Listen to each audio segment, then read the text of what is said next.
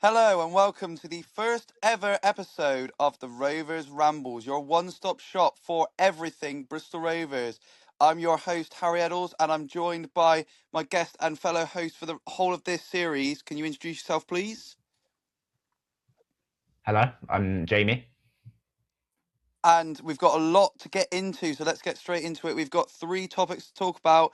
We'll be talking about Crawley on Saturday. It was a good win. We'll talk about that. We'll also talk about the upcoming game on Saturday against Tranmere Rovers. But I think we're going to get straight into the biggest bit of news that's come out of Rovers in the past week. That is Steve Evans' new deal. He has signed on for 2 more years. Steve Evans will be the Bristol Rovers manager until 2028. I'm absolutely buzzing with that, and I think we all are, Jaimie.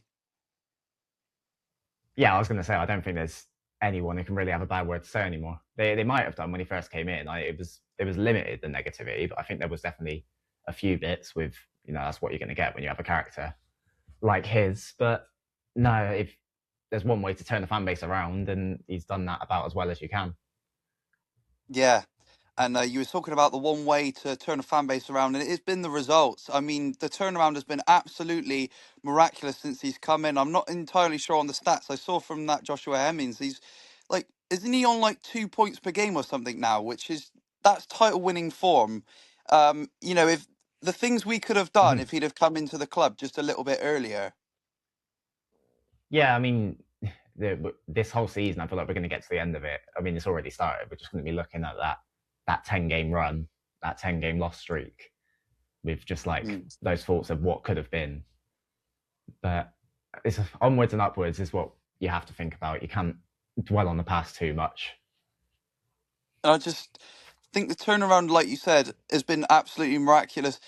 And what could have been with the 10 game streak. But I think even looking at the present, with just the way that we play, I mean, we were looking hopeless, down and out a couple of months ago, and he's breathed the confidence and life into the squad. I think is the main factor. And I also think we've got a bit of a never say die attitude now. There's a lot of games that I've said it a lot over the last month or two. How many times you've heard me say it? I've been saying, oh well, we would have lost that game a couple of months ago. That was a tight one that we've just nicked. We could have definitely lost that a couple of months ago. I think of like Fleetwood on was it Good Friday, even Harrogate on Easter Harrogate. Monday. Yeah. Yeah, games like that where it's been tight and we've just found a way to get a win, you know, that belief, that confidence, that comes from the manager, and Steve has installed that really well. And I think that's one of the best things about him. Yeah, I mean, I think a lot of it comes down to the signings as well. That January window, I feel like there was a lot of criticism about it at the Yeah. time on paper.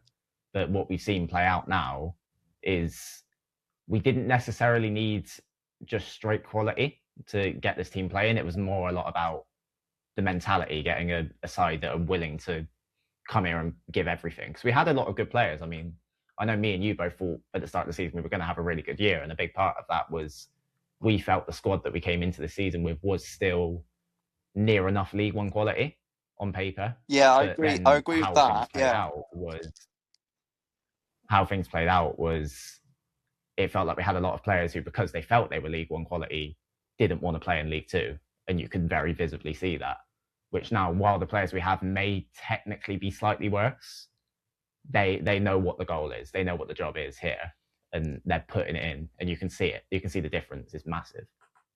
Yeah, and I think that's the best part about Steve is he's got that ability, like you said, the squad, a lot of the players that we had in the summer were probably slightly better quality than the ones we've brought in, but he's a very good man manager. He's able to get a squad working towards the same goal. And I think that's a big reason why we struggled so early on, was that I don't think Daryl could really get them up for the fight, and Steve has done that tenfold. And I think that's another big reason why we've done so successful. But I also do think the quality of player we've brought in January is still pretty good, especially some of the signings that he's managed to pick out, like that we'd have thought, like Joe Quigley. Like, who would have thought when he signed? Everyone thought, Mhm. well, that's going to be an absolute dud.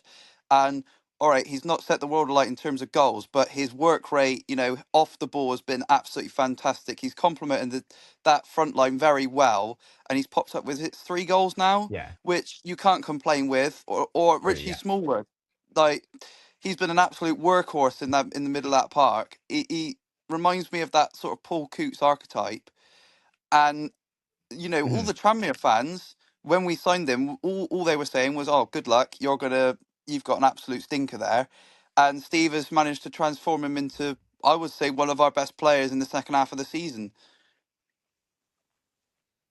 Yeah, I mean, not even all the Tranmere fans. I was having a look at the other day at his signing announcement, the replies to that tweet. It's an interesting read now.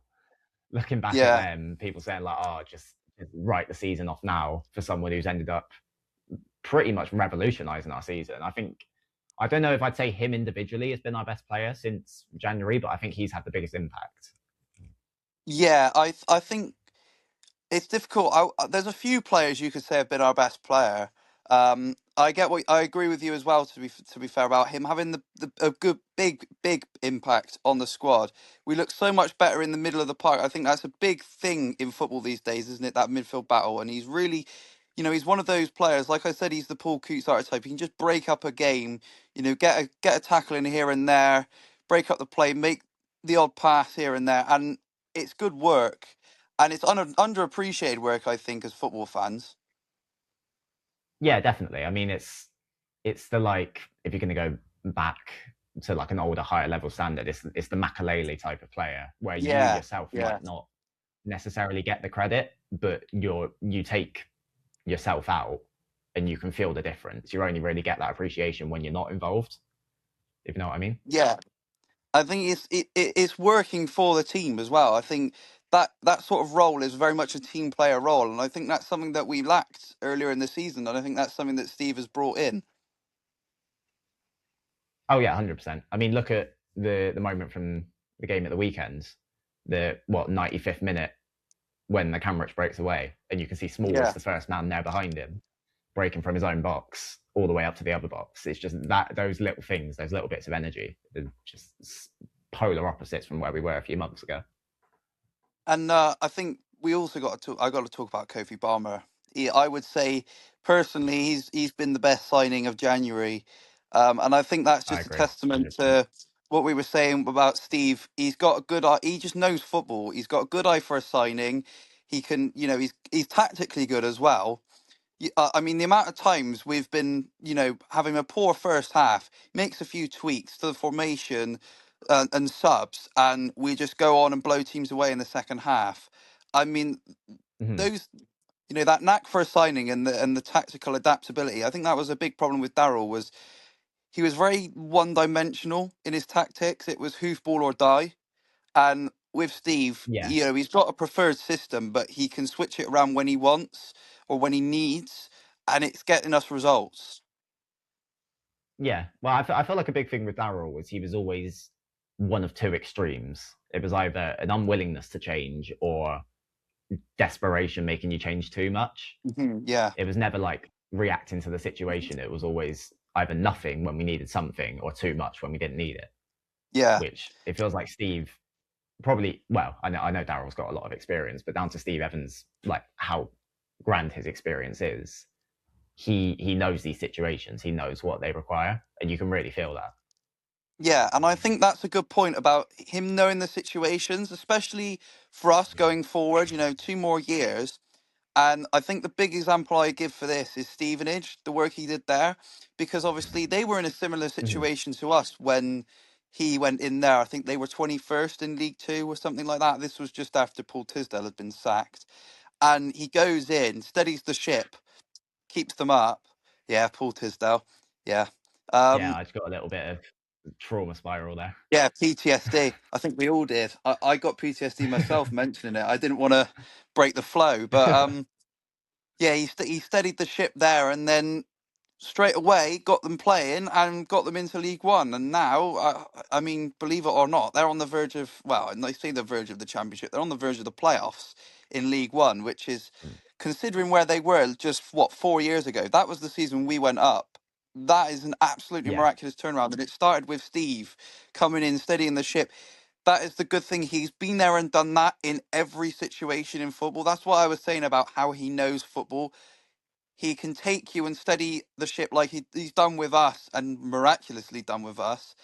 But then he can also take that squad, rebuild it, what it needs, and get it kicking on towards promotion. And that's why I'm so excited for next season. Yeah, he's got both dimensions. You see it a lot in football now, where you've got the managers who are going to come in, steady the ship, and then you send them on their way. That doesn't feel like what he is. He can do both jobs. He can be that one to take us up another level. He can be that one to push us forward whilst also doing the job he's doing now, which is taking us where we were a few months ago and writing off any fears of anything getting any worse. And yeah, well, like you say, steadying the ship. I think steadying the ship's an understatement because, like, the turnaround. I know I've mentioned it, but like, it has been absolutely miraculous. Like, I wasn't ever completely like scared, like, and adamant we were going down, but like it was a real fear in December, wasn't it? I think a lot of us thought we should be fine. You know, there's only two teams that go down. We're slightly too good, but if we keep playing like this, who knows? And I mean, it's been title winning form. I mean, the form table shows it. I think we're still top of the form table. I think it's 31 points from 15 games. I think we Mhm. we knocked 3 points off because that thing about us being top of the form table that came about before the last game. But I think our last game in that 15 we'd won, and then obviously we won on Saturday. So we're still on 31 from 15, I think, which is just absolutely miraculous. And it's 6 wins in a row. I mean, you can't complain with that. And also, I think Yeah. another good thing is he's making the Mem a fortress. And that's the Oh yeah. foundation you Oh yeah. need to build a successful season on. What is it? 8 wins out of our last 9 at the Mem. And that Chesterfield Yeah. loss, I think, was very unlucky. I think on another day we would have got something out of that. That was sort of the last game where I think we've started to turn games like that into wins. That was the last game that was that sort of type where we ended up on the wrong side, I think. Yeah. And even that Chesterfield game. I mean, I'm always somebody who's more annoyed with results when it feels like we haven't given enough. That Chesterfield game, I feel like, was just a case of when they needed it, they raised it a level that we couldn't match, Yeah. which I'm kind of happy to live with. But yeah, outside of that, I mean, having good home form is the most important thing because it breeds everything. I mean, something that this club is known for, at least within ourselves, is the atmosphere. And it really felt like for a long time, people were almost dreading the thought of coming to games because it's just like the same thing every week. Where now it's like, I mean, you look at that Fleetwood game. I know obviously there was a bit of a gimmick with the ticket sales to get more people through the door, but that's the kind of thing that we can bring now and people will get on board with. And that comes from the results. Well, yeah, I completely agree with you there. I think from personal experience, obviously, you're in Manchester. You can't go to many games, but you've seen it as well. The sort of difference from the start of the season, the atmosphere felt so flat. Like, I've said it to countless times to like you or like Jack, who's someone we go to Rovers with. I've always said the atmosphere has been so flat, like probably since maybe 23, 24, a good 2 or 3 years ago. And um, I've noticed, especially the last couple of games. Obviously, it does help we're winning games. That always does help. But I feel like just Steve's presence brings an extra side to the atmosphere because it seems so much better recently. Of course, you said about the 10,000 against Fleetwood, which, yeah, it was the ticket gimmick of free tickets for season ticket friends that got us to that 10,000. But still, 10,000 gas heads packed into that Memorial Stadium, and you could hear it. You could hear the noise. They were all up for it, and I feel like that is what Steve can do to a fan base. He can lift them. Obviously, I think if we'd have survived compared to where we were, we would have been lifted. But the way we've been lifted has been absolutely incredible. Yeah, I mean, just looking at the numbers alone, attendance wise, you look at the times recently that we've been able to pull those same numbers, and you look at Norwich in the FA Cup with the chance to go and play Liverpool, and then you look at when we were Yeah. pushing to go up from League Two, it's always taken some sort of big occasion. That Fleetwood game was not a big occasion. Our season's done, No. but Yeah. still, even with the gimmick, we were able to get those numbers through the door. Because like we tried this before, we've done the season ticket holders can bring a friend before and never hit even close to these numbers. Yeah. So Well, it I think shows there is, Accrington yeah, Accrington was one of those games as well, wasn't it? And Mhm. I think we hit like 8,000, but still, that's not like, obviously 10,000 is a big number to hit. It is a big milestone, and Yeah. like you said, technically we weren't safe after before that Fleetwood game, but you knew that we were staying up Yeah. anyway. The Mhm. mathematics, even if it was possible, was just way too unlikely for it to happen. But Yeah. like you said, it was a completely meaningless game, and we got 10,000 people in there, and the men was rocking from start to finish, I would say. So, Mhm. and I think Steve, that's a good thing. He gives you something to rally behind. Like the interviews, he just seems like, to be fair, he does exaggerate a bit. He does feel like a little bit like Jay Cartwright in some ways, but but he just seems like a very like honest and down to earth bloke, and he tells you as it is, and that's all you want to hear as a football fan. Like the amount of times that I've heard like our managers in interviews just make excuses after excuses after excuses, and you're just thinking, for God's sake, can you just say something honest for once? And I feel like that is something that Steve, he just says it as it is, you know. He won't sugarcoat anything, and that's what fans want to hear. And you can get behind the messaging in that way. Yeah. I mean, you can see it with other teams now. How many teams in this run of form that we're on now have we seen their manager go into a post game press conference and say, "Oh yeah, no, we were the better team"? Yeah, Really, I think Fleetwood are probably the only ones who could get away with saying that. yeah. Immediate Well, I that saw it immediately on. come to my head. Saturday. The Crawley manager was saying they were the better team, and maybe they were for the second half. We'll get onto that because we're going to talk about Crawley in a Maybe minute. I'd say they were for But maybe. I mean, I know, yeah, we're going to go on to this, but maybe 10, 15 minutes of the second half. I'd give them that. yeah, I mean, but they weren't overall Well, the better side. I mean, the first half performance from us was absolutely fantastic. Like I said, we'll get onto that, but that is what it's true. Like what you were saying about how managers will just make up stuff to appease their fans. Like Steve will have. I remember him saying after Fleetwood, he was like, "Oh, we should have lost the game." Like most managers would have probably been yeah, like, "Well, we won it. You know, we deserve to win it." All this. Steve was like, "Yeah, we've got away with one, but you know, it's a pleasing result to get something at that game, considering we probably should have lost it." yeah, no, yeah, 100%. Yeah, it's little things like that. I know because I feel like that's something that was almost questioned again before he came in. Was kind of coming with his character, the kind of things that he says, with because he can be very over the top. Is he someone that we can really trust?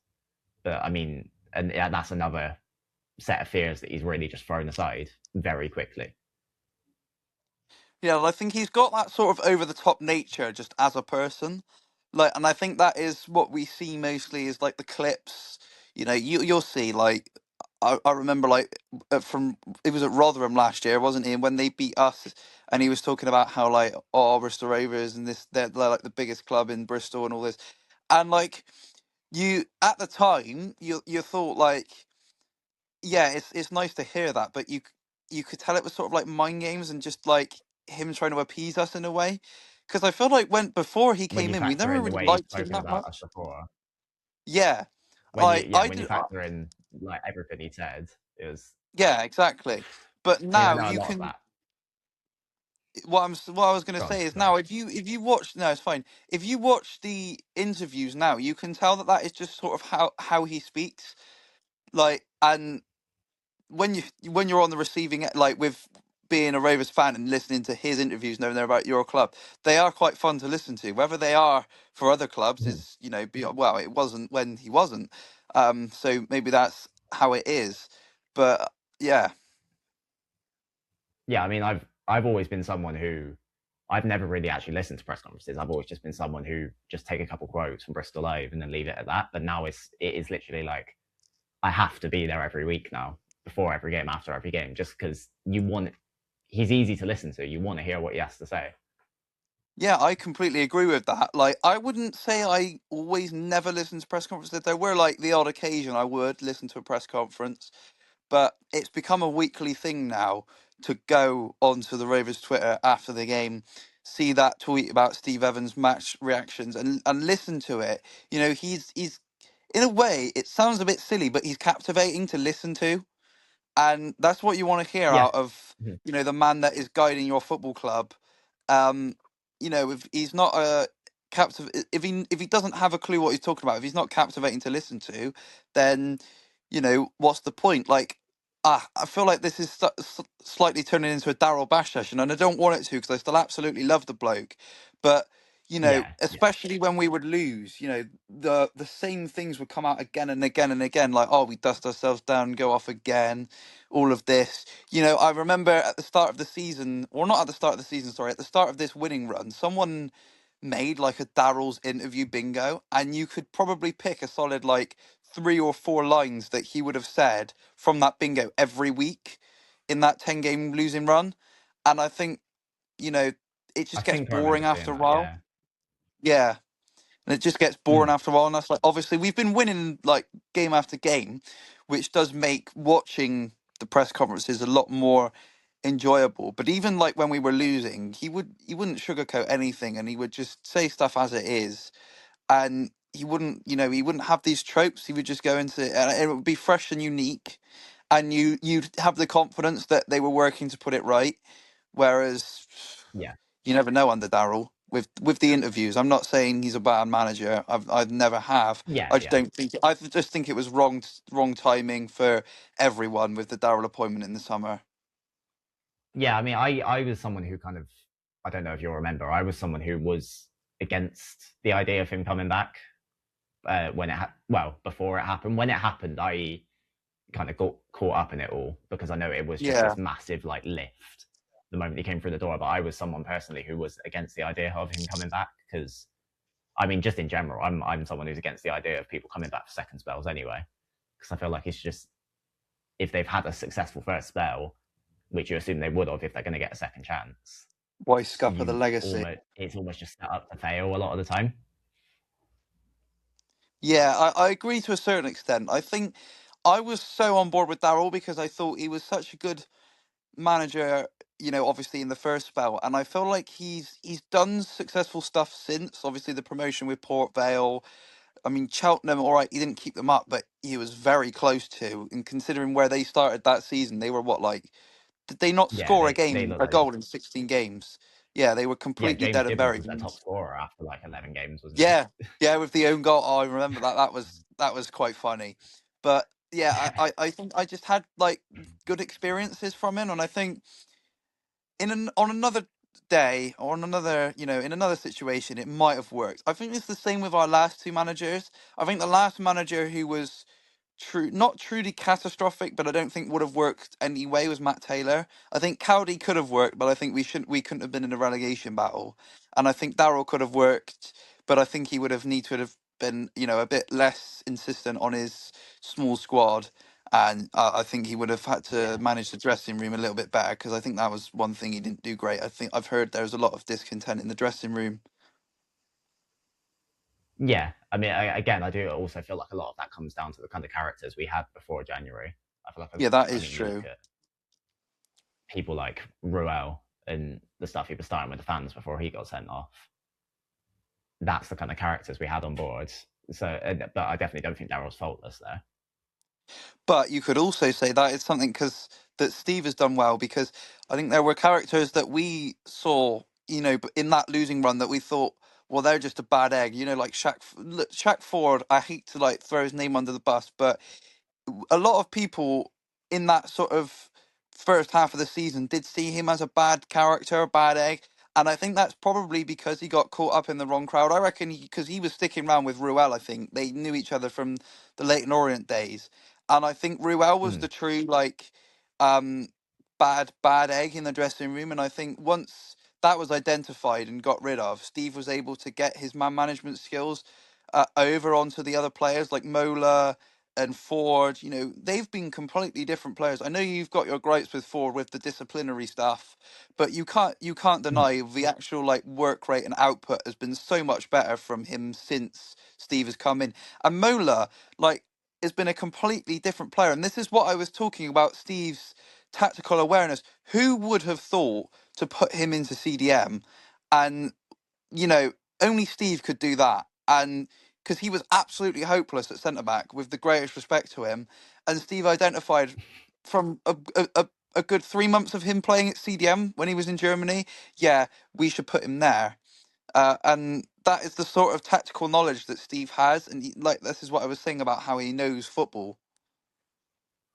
Yeah, I mean, it was something that he tried because I know you think back to the Shrewsbury game around Christmas. We had Lockyer there, Yeah. so it's definitely something he was looking to get someone who's a bit more of like a physical, higher energy, going to get stuck in type of midfielder in there. But yeah, no, that is not something I ever would have even considered. Is Mola dropping in there? But I mean, now it feels like why has he not been playing there his whole career? But then, and quickly going back to Shaq Forward as well, that I haven't actually ever considered that about his and Cecilia's relationship and what that could have done. But there definitely is. You mentioned there, I have got an issue with his discipline. It's more just from a sense of like he can get caught up in moments. He's a little bit hot headed. It's not. I've not got an issue with his character. Definitely, well, not anymore at least. Because I mean, like people have been noticing the little things. When you think about how like the simple things is like when there's a stoppage in play, people have noticed him like trying to constantly keep warm, not letting himself like doing what a lot of people I can't speak criticize Promise for, which is letting himself get cold, and that being a big issue with a lot of the injuries. Is he kind of just stands around whenever there's a stoppage in play, and you can see Shaq, he's like ready to go again. So there has definitely been a clear shift with him. It's just I just want him to not get caught up in those moments that we're seeing just that little bit too frequently still. I'm always going to support him. I mean, I'm someone who's I've always been of the opinion of if they're playing for my club, I support them until they're not playing for my club anymore. I'm never going to write anyone off. But yeah, if we can just have an extended spell without any of those problems, then I mean, yeah, I can't say a bad word about him. Then I think what you're talking about, Shaq's character. I think another good example is at Harrogate, the Harrogate win. You know, if you saw the like full time scenes, he was getting involved with the celebrations. You know, with jumping around with Ellis, and he was singing his own chant, Ellis Harrison's chant. And you yeah, know, we never would have seen that earlier in the season. You know, all right, we were losing more games, but you know, he was very much absent from the rest of the group. You know, he would, go down the tunnel quickly, whereas there were a few, to be fair, that would face the fans at full time, but he was definitely not one of them. The more that I think about it, I'm not, obviously this is just speculation, so we can't say for sure. But I do think that Ruel was a very bad influence on Shaq. I think Shaq 100%. sort of stuck to Ruel because of his time at Orient, and I do feel like that is one reason why he might have been such a bad influence at the time. But you can't knock the work that Steve has done to get him back on side. It has been absolutely incredible. Yeah, 100%. Yeah. Well, finally, we're gonna move on from Steve now, but finally, I just want to jump the gun a little bit. How do you think next season's gonna go with him in charge now? Well, obviously this season's not done yet, so we don't know for certain. But League Two doesn't look strong next year. I don't know if that's No, something that you'd is agree true. with. Especially the There's teams coming down, they don't look particularly amazing. The last couple of years, you'd have had a few teams, maybe not even last year, and that includes us, to be fair. But like the seasons before, you'd have a few teams coming down that you thought, wow, they're pretty good. They'll do well. And even like the teams coming up from the National League. All right, you've got York this year, who've completely stormed that league, but they don't look like they're on the same level as a Notts County or a Stockport or a Wrexham. no, no, because I Yeah, mean, even like you look at a lot of York's results, even recently, have been late nickings of games. I know they had one just recently where they had another 96-minute winner. I know 96-minute winner. like 2 weeks before they had a 94th minute winner. The They've classic had a trope: lot of play very until close York games. score. Yeah, pretty much. Yeah, Yeah. yeah. So I personally think that it's going to be at least top seven, and I think that's me being pessimistic. I know it sounds like I'm getting caught up in the hype train and all this, but I've seen enough where if we have a good summer, he keeps the players on side. He's tactically astute enough. I don't see why we can't finish top three. And and honestly, I feel like I'm gonna get clipped to absolute high heavens if we end up finishing 16th again next season. But who cares? Who knocks little bit of optimism? Top three. There we are. Yeah, I might just do you want to get the clip now and send it to no context gas? Oh, for Just get it in God's ahead of sake, time. no! Don't No, do but that. I'm with you. I'm with you. I'm always just that little bit scared to predict us to do well because it feels like every time I do it, things just don't pan out. Well, I predicted But us to finish second this season, so that went well, didn't it? yeah, so did I. Yeah. So, but I think playoffs has got to be the minimum. I know it is going early for a team that was sat in and around the relegation zone for 75% of the season. Well, not quite that much, but yeah. But I've the quality that we've shown. I mean, you said it earlier. It's title winning form at the minute, and Mm. I think with a good window, the signings we've been. I don't, other than maybe Thompson Summers, there hasn't really been a signing that hasn't hit from Steve Evans, unless there's anyone I'm missing. But No, I'd it, agree with you. with a good window, I don't see any reason why we shouldn't be considered one of the favourites for next season. Yeah, and I think as well, even the squad now, I wouldn't say it's a title winning squad, even though we are in title winning form, but it's probably top seven at least. You know, if Yeah. we can keep hold of Lee, Balmer, Smallwood, all of them, you know, I think a Camrich maybe, but I think he's more of a lost cause. I think he'll be in League One. But I think I agree with you. Thompson Summers is the only summer signing that I would look at and think, yeah, that's been a dud. Let's move on. Don't Mhm. bother with him next season. But I think, you know, it's looking up now, and it's very nice to finally just have a bit of optimism around the club when it's been so dire the last couple of years. I think that's the best part about these last couple of months is just, you know, finally having a feel good factor again. Yeah. Oh, yeah, 100%. And I'm sure closer to the time as well, we'll have a proper look at the window, the loan signings we've made, and go through like who could stick about, who do we want to bring in, who's available. So the rumour mill's already starting to go. There's the striker from the National League we were linked with Yeah, that Aaron yesterday. Blair. Yeah. Yeah. Which, yeah, Well, but I'm looking up. well, that's it. We've got for Steve. We're going to move on now. Crawley, our last game, a 3-1 win. That's 6 games in a row that we have won now. I mean, that's just absolutely mental to say, isn't it? Yeah. Personally, I thought it was a decent performance. I thought first half was better though, wasn't it? Oh, yeah, 100%. First half was pretty comprehensive. I can't remember a chance of really any substance them having. I think maybe like right in the very early stages, they had a couple of times they got in down the left and right hand side, but that eventually amounted to nothing. But that first half was pretty clear cut, pretty standard viewing from what we've seen recently.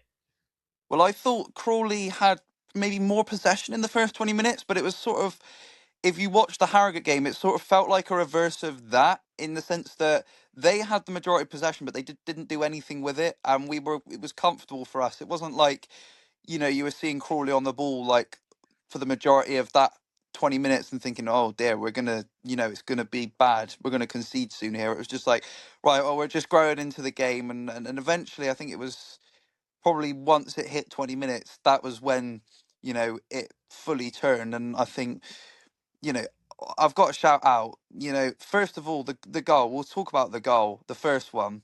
Um, Mm-hmm. what a ball from Kofi Balmer, by the way. That is underrated, but the ball to actually feed Harrison in was absolutely fantastic. Yeah, and I mean, he had a great overall game as well. But Ellis, he's done ridiculously well with that because there's definitely players that we've had, players that we do have who would have kind of just got bullied out of that. But yeah, the ball from Kofi Balmer is perfect for the player that he's feeding it into. And Ellis, that's the kind of quality we know he has. And it's good that we're starting to see it coming out more regularly in recent times. Yeah, it was very good, like you said, the physical work, you know, obviously you're in League Two. You've got strong defenders on you, and he's managed to ride that challenge, get in front of the defender, and just get that poke on. It was a very good, well taken goal to set us up well, and obviously things got even better just 4 minutes later.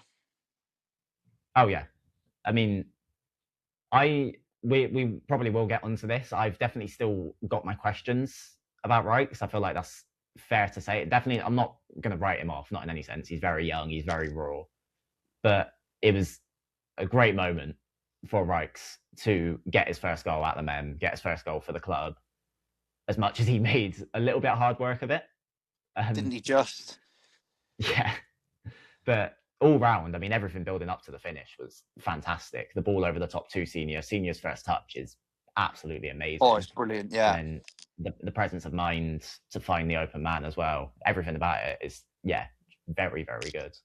I think it's just very alert play from everyone as well. If you know what I mean, like the ball over the top from Tommy Lee's found the space with Joel Senior. It's a very good ball, like you said, and like you said, Joel Senior's alertness, presence of mind to see Rykes in space in the box because he could have shot himself. He was in a very good angle to shoot himself, but he's got that presence of mind to look Mhm. up and see right. Rykes is completely unmarked in the box. Let's find him. And obviously, like you said, Rykes tried very hard not to score it, but thankfully it was just too good a chance to miss. Yeah. Well, yeah, I initially seeing it, I thought he'd made a mistake by not shooting, especially when Rykes didn't tap it in first time, and you just get that moment of pause where you're like, oh god, what have we done? Yeah. But no, yeah, you've got to give everyone involved credit. I mean, it's a really nice move. It's simplistic, but it's what you need. It's what we've become so good at doing in recent times. Well, exactly. A goal's a goal. Could be the simplest of tap-ins. They all count. Yeah, well, I don't know if I call that simple the way he took it, but Well, yeah, but you know what I mean. I think then from then it was just sort of comfortable, wasn't it? There wasn't really much else action that happened in the first half, but I mean, nothing I Crawley can didn't remember trouble us now. at all. No, it was just sort of, ride it out until half time, and we did that very well. And I thought 2-0 at half time, it's going quite well. I thought, and what's Mhm. unusual, I should point this out actually, we're normally a second half team. Yeah. For Oh, yeah, once, definitely in for recent times. once, Yeah. yeah, for once in our lives, we were a first half team on Saturday. When On was it, when was the last time we had a first half of that quality? I'm guessing probably Walsall, unless there's any I'm missing. yeah, Grimsby maybe because it was 2-1, wasn't it? We were like, although could you count that because we went 2-0 up in 7 minutes and then just didn't really do much Oh else. wait, no, sorry, no, yeah, my point. No, it is Grimsby. I'm thinking of Walsall was the two late goals. No, I've got them confused. Yeah, Grimsby. Yeah. Yeah, and even then, Mhm. that you could say there were shaky moments in that first half. Like I said, Yeah. obviously with Grimsby scoring, and we didn't really look like that great after we scored those two goals, but with Crawley on the first half was just fantastic, really. I mean, obviously, like I said, Crawley maybe had slightly more possession in the first 20 minutes, but they didn't do anything with it. And you could have 100% possession as long as they don't against you, as long as they don't score, that's fine. Oh yeah, 100%. But then also equally with that, to give Crawley some credit and also give Kazim Richards some credit. I mean, he deserves credit for the job he's done already. He's already even just picking up a couple wins, has surpassed everyone's expectation. But he got them going for that second half pretty much straight away. I mean, Brad Young got called into action. What was it? 3 minutes into the second half. Oh yeah, what a save that was, by the way. Yeah. I was I mean, what? absolutely, Yeah. yeah. I mean, it was ball across, flashed across, and I mean, just the presence of mind from Brad, like it was just and the reflexes as well to get across. He's Mhm. had to get a was it fingertips or was it a palm? Either way, it was still it was a I stretch. think he had to go back on himself slightly. I think it was one where he Yeah, kind of lunged across and it's come back behind him, which I think he got a full palm to it, but it was more just a reaction to go back the other way his body was going.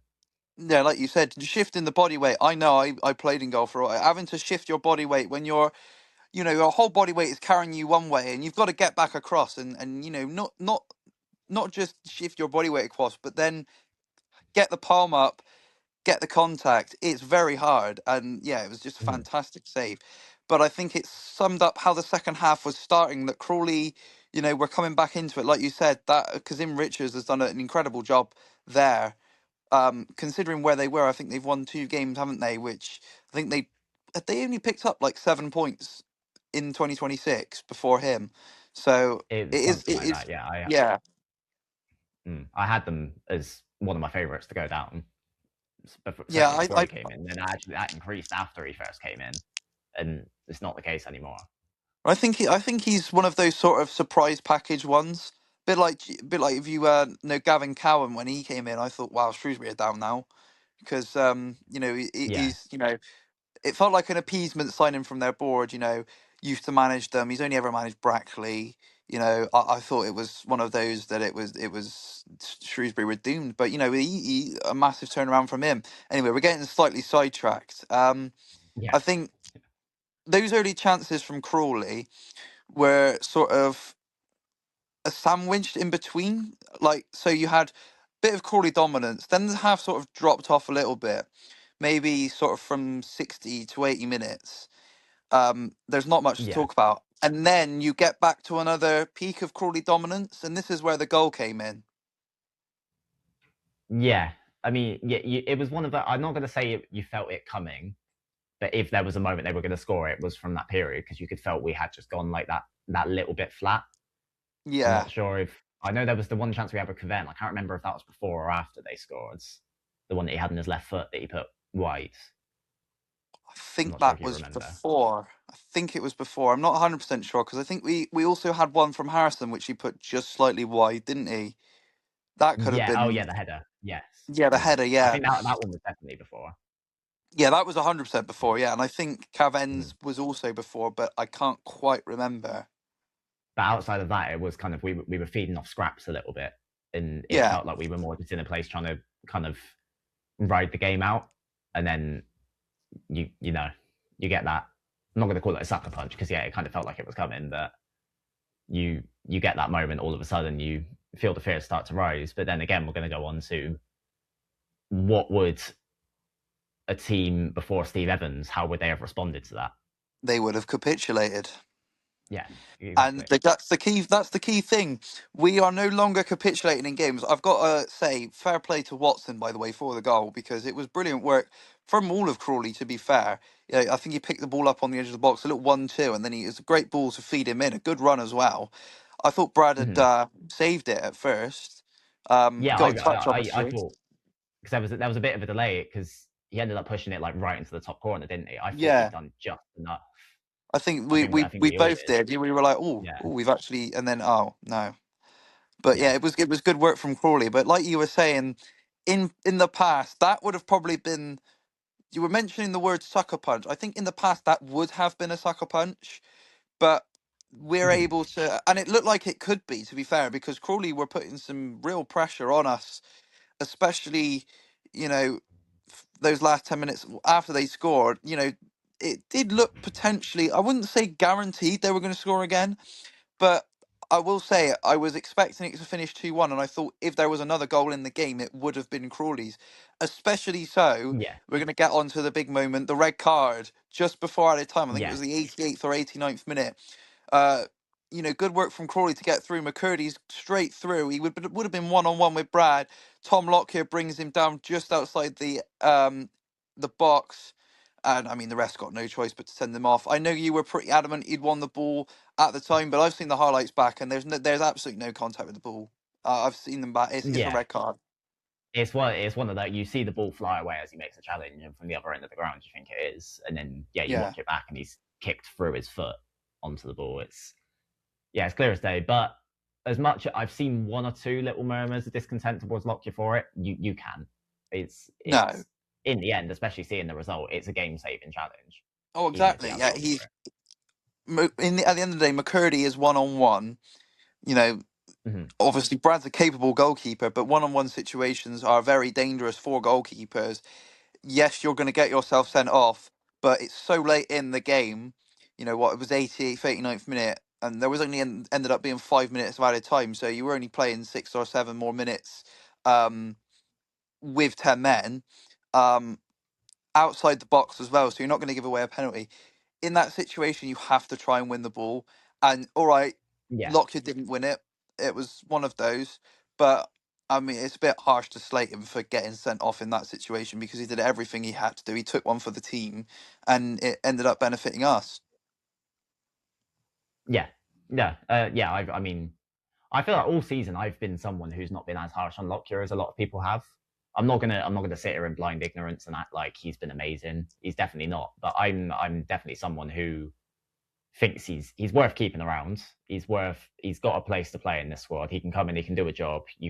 I mean, only the squad are going to know how much of an impact he has on that team behind closed doors. But you'd like to think it would be huge with just the kind of character he is.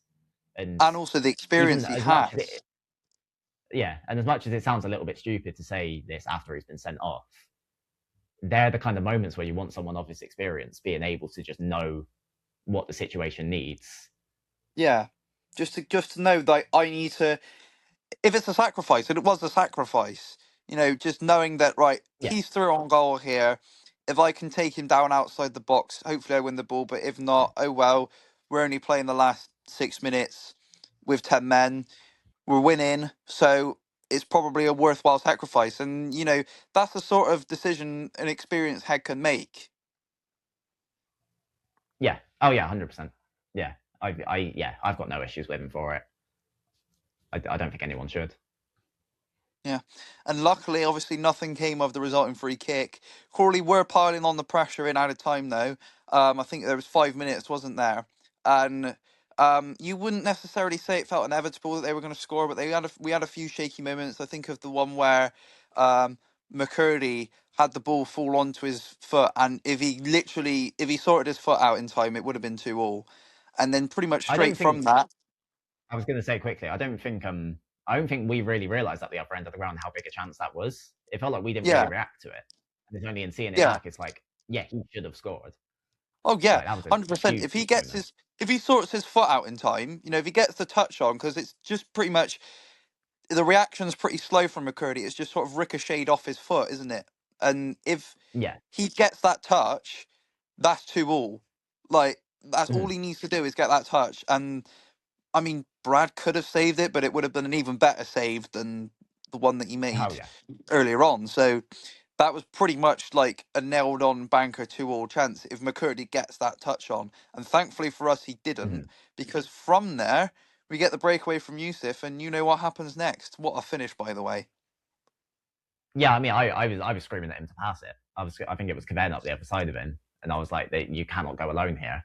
But then you've got to remember this is This is somebody Yusuf playing for Ibrahimovic. a Premier League side coming down to League Yeah, Two. That's the kind of quality they have. yeah, And yeah, what a finish! Ridiculous. yeah. It was brilliant. I mean, I wouldn't necessarily say I was screaming at him to pass to Cavan. I think it would have been more sensible. But I mean, a dink over the lovely dink as well. Like, you can get Oh some yeah, of no, those jammy perfect. dinks. It was like absolutely pinpoint perfect into the back. And I mean, the scenes when it went in. I mean, it was more relief than anything. I think it obviously Oh you, yeah, you get those sort of bedlam moments. It wasn't like bedlam, but I think it was just sort of the relief of like, right, well, we were probably going to win this game anyway, but that's definitely it now. And it was just nice to get that over the line. Of course, 6 wins in a row now. I don't know what's happening. Is there yeah, something wrong with the world? 6 wins in a row. yeah. And it definitely speaks to, again, just going back to kind of the larger thing of how we react to these situations from a defensive standpoint as well. I mean, this is another reason why I'm such a fan of people like Kofi Balmer, who are just there to like put everything on the line. And I know there was the game a few months ago, who we were playing is gone. It was the game where Kofi Balmer scored, I think, the left-footed volley, where Which that game one? we were put Walsall or under so much Grimsby? pressure. I can't remember. I'm assuming Grimsby, but it was the game where we were put under so much pressure and just rode it for a lot longer than we had to against Crawley. And Yeah, it's just these little moments where, again, you think if this is a team managed by Darryl Clark or Matt Taylor or Inigo Calderon, how do we react to those moments and how are we reacting to them now? yeah. Well, like I think that's a very good point. That's the sort of game that you feel it, even if it was 2-0, which you could debate even if it would have been with some of the pressure that Crawley had put onto us in that second half. When it gets to 2-1, you're very likely then to see, you know, Matt Taylor, Cowdy, Darryl Clark, second spell team just completely capitulate, and that would have probably finished 2-2 at least. Potentially even with the red Mhm. card, it might finish 3-2. But Yeah, oh that yeah, resilience we show. I mean, it wasn't a sustained period of time we had to deal with, but we had to deal with constant pressure for 10 minutes, plus an extra five going down to 10 men. And we did it very well. And we came away with another goal. Like, how often have you seen that where Rovers have ridden pressure well and then gone on and sucker punched another team? Like, that doesn't happen. Normally, that would be us, chasing for a 2-2. And we go and then lose 3-1. I think of Accrington away, I think is the best example. yeah. I mean, how many times can you think of where we've used the term "he's put the game to bed"? in relation to Rovers. I mean, pretty much the only one I can think of is Ryan Loft, Port Vale. Oh, Outside, what a day though. what a day. We need to wash out the Tisdale PTSD, get some good memories coming back. Yeah. But yeah, no, it does. That doesn't feel like the kind of thing we're known for, riding storms and then just getting that moment to take all the pressure off. But it didn't. As much as I wasn't expecting it, it didn't necessarily feel like out of the blue. If you know what I mean. Yeah. I get what you mean. I think it's sort of, you're not expecting it, but you can see how it's come about with how we play. Yeah, Yeah. yeah, 100%. Well, that's the Crawley bit then. It was obviously a very good result, but the games are still coming. We've only got 3 left, but we've still got them. And our next task is a trip to Prunton Park on Saturday. Tranmere Rovers away. You're going to be there, Jamie. You looking forward to it? Yeah, well, I mean, I'd like to see us win a game away. For people listening, the last time I saw us win away was Carlisle in 2023. So Don't say that now. I yeah, well, we've ended a few patterns this season. You know, we're known for not performing in front of big crowds, and we did that against Fleetwood. We're known for ending teams losing runs, and we didn't do that against Barrow. So you never know. Maybe this Yeah. is a new look side that's looking to give me a bit of happiness now. And a personal pattern for you as well, because I think we'd won 1 game. You'd seen 1 win all season until Two. 2. Well, yeah, until Yeah. Fleetwood, and now you've seen 2 in a row. Hopefully that Yeah. is a bit of good luck to take in.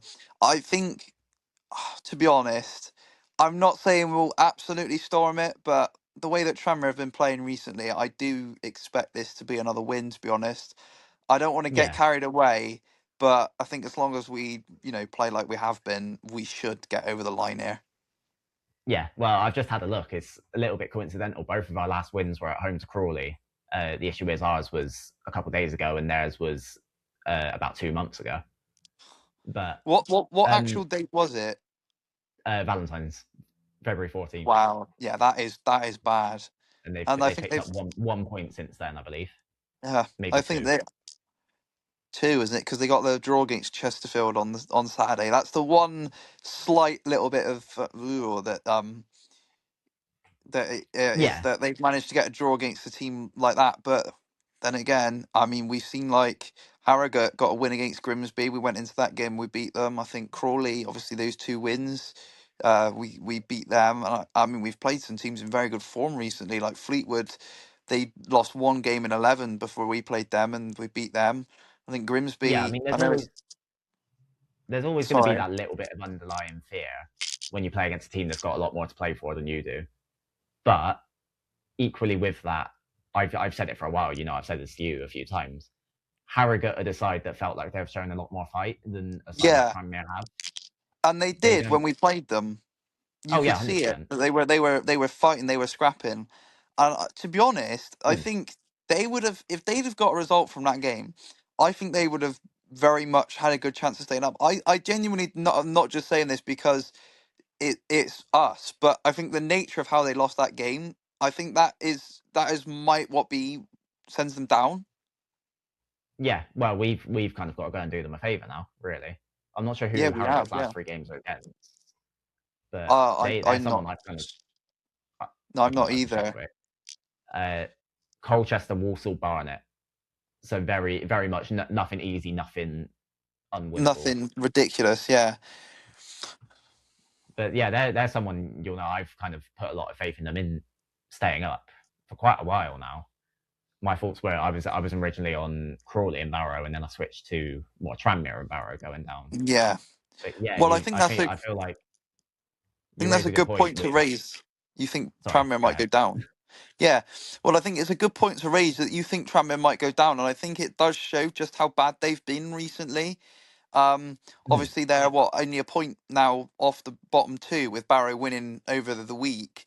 I think I saw it's like 8 or 9 points they've picked up since the turn of the year, which is Yeah, just absolutely shambolic when you think we've picked up what, about 36, something like that. yeah, Um, yeah, and they just look completely and utterly hopeless. Like, I think the best way to sum up Tranmere as a club right now is that the most famous TikTok account related to Tranmere at this present moment. You know exactly where I'm going, don't you? Yeah. Is the Tranmere Boo Cam. They have a Tranmere Boo Cam because they're that bad that the players are getting booed every week. And I think that's the sort of opportunity that we can't turn down. I mean, we've played very well against teams that are much better than this, and I don't see why, as long as we turn up, which I think that's another thing, is Steve is making sure we don't get complacent. Obviously, we've got nothing to play for now, but I think Steve still sees that we do. I think he sees, finishing as high as possible as still something to play for, and obviously Yeah. that involves going full throttle every game. And also, you know, we've played a lot of teams in and around that. We've played in the past. We've played Harrogate. We've played Crawley now, and we've done them over a little bit. Now we need to do it over Tranmere. Have we? I can't. I might be wrong here. Have we lost to anyone in that mix in this like recent since the new year? So even like just before the new year, we beat No, I Shrewsbury, and don't then think we since have. Barrow, Newport, Crawley, Harrogate, we've Yeah, beaten all four of them.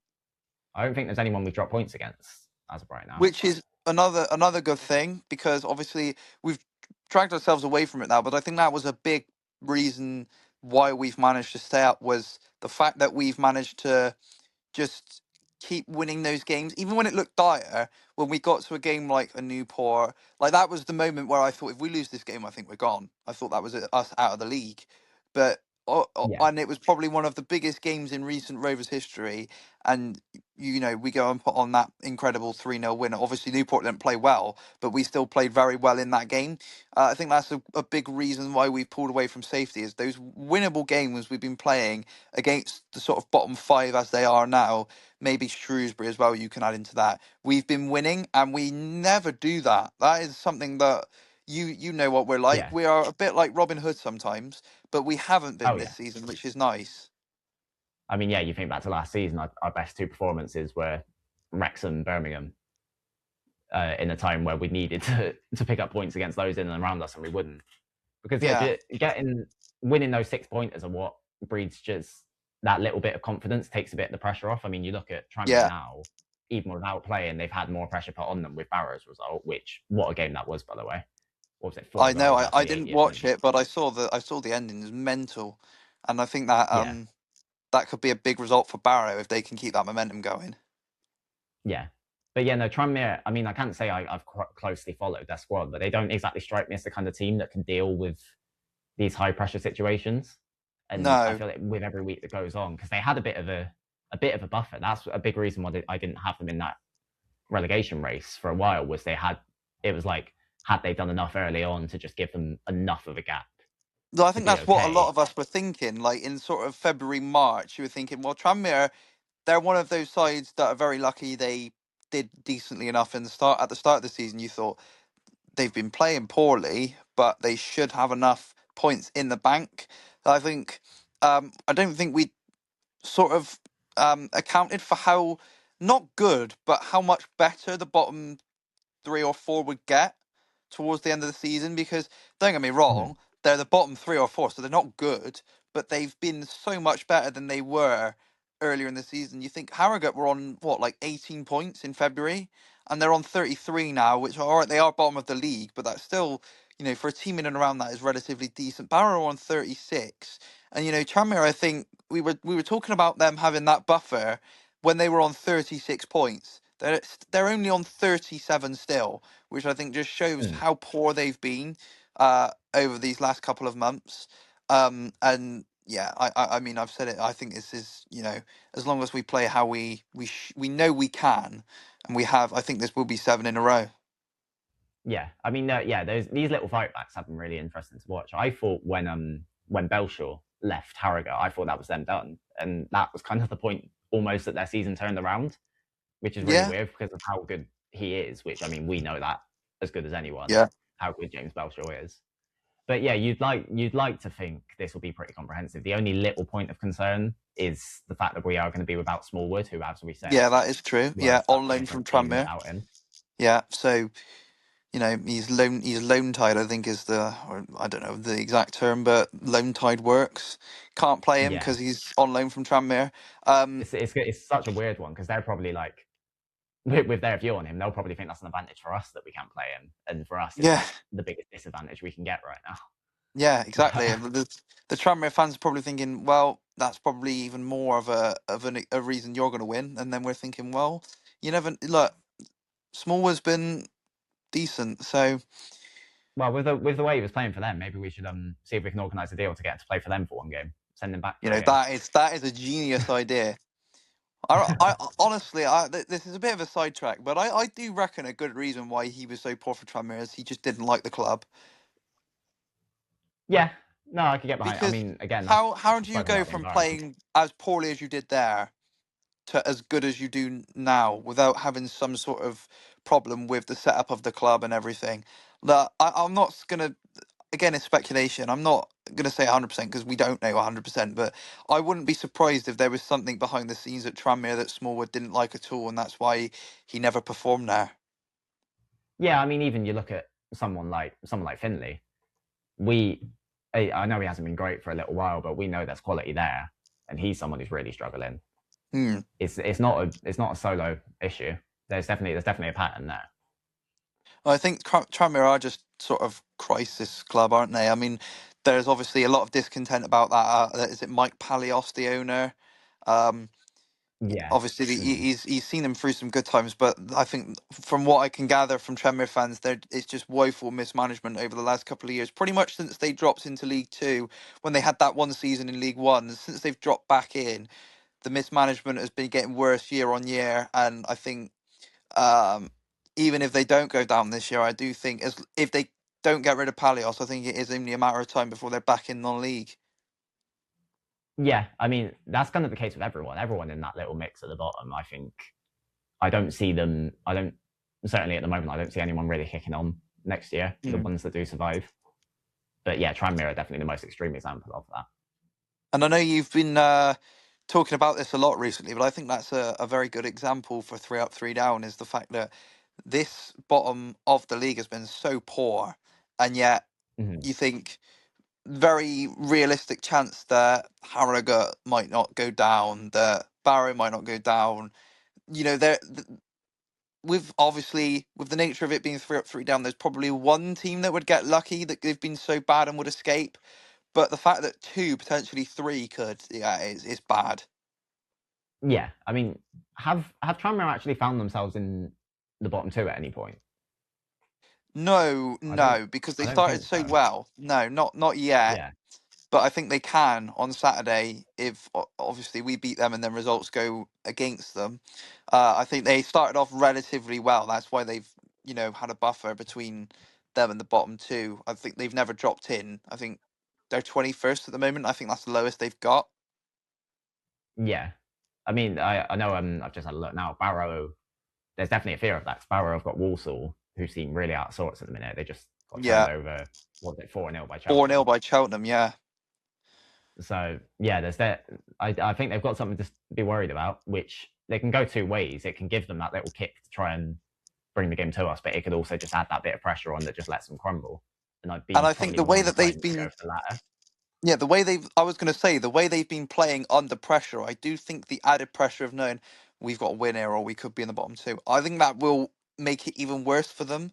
And like you said, I think it Mhm. will trend more towards them crumbling in the game more than, getting that confidence and going for it.